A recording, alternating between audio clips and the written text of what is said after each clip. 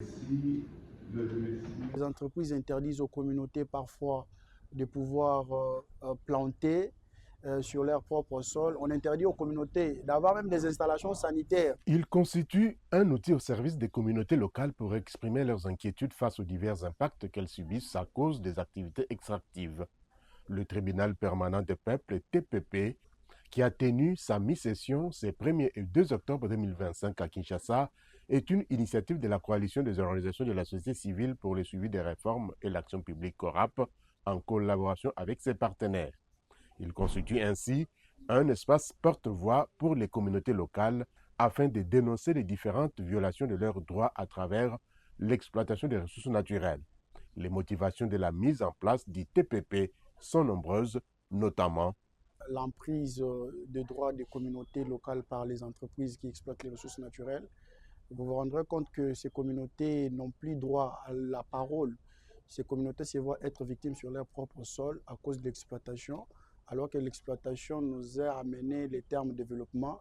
Au lieu que les communautés locales vivent le développement avec ces entreprises qui exploitent les ressources naturelles dans leur zone, ils vivent les calvaires. Il y a la question de la récupération de la souveraineté des communautés sur leur sol, du fait que les communautés n'arrivent plus à exercer leurs droits sur leur propre sol. Il y a beaucoup d'interdictions que les entreprises imposent auprès de ces communautés, notamment l'accès aux forêts. Les communautés voient leurs terres être détruites.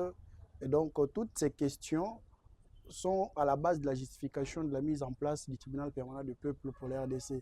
Et notamment aussi la question de l'accès à la justice. On se rend compte que l'appareil judiciaire étatique n'arrive pas à accéder aux demandes des communautés contre les entreprises extractives qui exercent en République démocratique du Congo. les cas flagrants perpétrés par les sociétés d'exploitation des ressources naturelles, dont celui des Perenco, REP, dans les territoires des Mwanda, a été rapporté par les ressortissants de ces territoires. Plusieurs villages du territoire, dont Kinkazi, Tchende et Kitombo, sont aujourd'hui impactés par l'exploitation pétrolière.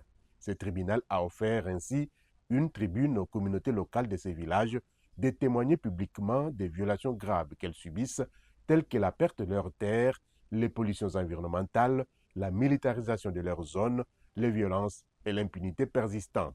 Dans notre village, le village Tchende, nous subissons tant de problèmes environnementaux tels que la destruction des arbres fruitiers tels que les mandarines, les oranges, les cocotiers, et aussi il y a aussi la dégradation de notre terre ou de la végétation telles que les inondations.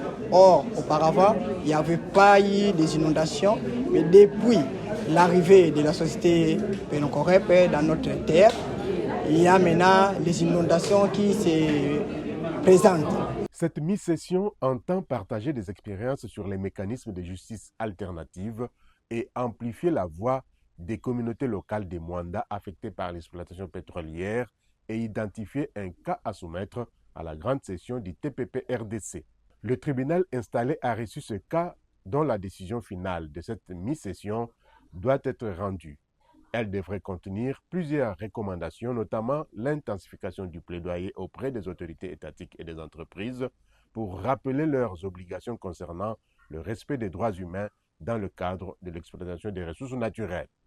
Dans cette décision que va nous rendre le jury, il y aura beaucoup de recommandations, dont la principale, ça sera l'amplification du plaidoyer auprès des autorités, mais également auprès de ces entreprises pour les rappeler à l'ordre la question du respect des droits humains dans le contexte de l'exploitation des ressources naturelles. Il faut souligner que les contextes s'y prêtent très bien. Quand vous regardez les violations des droits de l'homme qui se commettent à l'occasion de l'exploitation des ressources naturelles, qu'il s'agisse des mines, des hydrocarbures, des produits de la forêt et tant d'autres ressources naturelles, eh bien, la réponse judiciaire qui est apportée à ces violations des droits de l'homme s'avère somme toute limitée, assez limitée, à la fois sur le plan quantitatif et sur le plan qualitatif. Et aujourd'hui, la réflexion qui est menée, notamment au niveau de la société civile, consiste donc à chercher les voies et les moyens les plus appropriés pour répondre aux besoins des justices des victimes de ces violations des droits de l'homme, ou si vous voulez, des droits du peuple. Et donc, le tribunal permanent du peuple s'inscrit dans ce cadre-là. On peut donc considérer que c'est l'une des voies de sortie qui est proposée à ce qu'on pourrait considérer comme une espèce de déni de justice au préjudice des victimes des violations du droit du peuple à l'occasion de l'exploitation des ressources naturelles en République démocratique du Congo. Au lieu de bénéficier des retombées de l'exploitation des ressources naturelles, les communautés subissent les effets néfastes des activités extractives, violation de leurs droits à un environnement sain, à la santé, à la sécurité alimentaire et à l'information. Il faut savoir d'abord que la plupart des communautés n'ont pas une oreille attentive pour, n'est-ce pas, les écouter. Mais déjà le fait que les communautés sont présentes à ce tribunal et qu'on leur donne de l'espace pour s'expliquer, pour en fait donner de la voix, et en même temps aussi, du moment où les communautés savent que le jugement qui sera rendu va être publié, je pense que cela leur apporte une consolation qu'ils n'avaient pas, même si le tribunal n'arrive pas à résoudre concrètement les questions auxquelles ils font face au quotidien.